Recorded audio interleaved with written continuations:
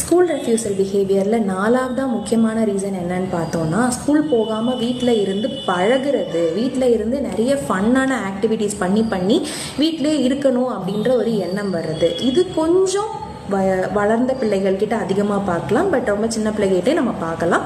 இது கோவிடுக்கு அப்புறம் இந்த ரீசன் அதிகமாக வருது. என்னெல்லாம் பண்ணுவாங்க, வீட்டில் உட்காந்துட்டு டிவி பார்ப்பாங்க, ஃபோன் பார்ப்பாங்க, டேப் பார்ப்பாங்க, சைக்கிள் எடுத்துகிட்டு ஊர் சுற்றுவாங்க, வெளியே ஃப்ரெண்ட்ஸோட வெளியே போய் கதை பேசுவாங்க. ஈவன் சம்டைம்ஸ் வந்து அது இல்லாமல் ஒரு க்ரியேட்டிவாக வேறு ஏதாவது நான் பண்ணுறேன்னு சொல்லிட்டு நான் போய் வேலை பார்க்குறேன், இல்லைனா இந்த இடத்துல நான் இந்த கோர்ஸ் அட்டென்ட் பண்ணுறேன் அப்படின்னு எனி திங் ஸ்கூல் இல்லாமல் நான் போய் ஃபன்னாக சில ஆக்டிவிட்டீஸ் நான் பண்ணுறேன். சில பேர் அம்மா அப்பாவோட ஆஃபீஸ்க்கு போகிறாங்க, சில பேர் வந்து அம்மா அப்பாவோட ஆஃபீஸ்க்கு போய் அங்கே உட்காந்து படிக்கிறேன்றாங்க. இதெல்லாம் எனக்கு பிரச்சனை இல்லை, ஆனால் நான் ஸ்கூலுக்கு போக மாட்டேன். ஸோ அவங்களுக்கு அந்த ஃபன் எலமெண்ட் ஸ்கூலில் இல்லாமல் வெளியே கிடைக்குது அப்படின்றது ரீஎன்ஃபோர்ஸ் ஆகிக்கிட்டே இருக்குது. இது நாலாவது ரீசன்.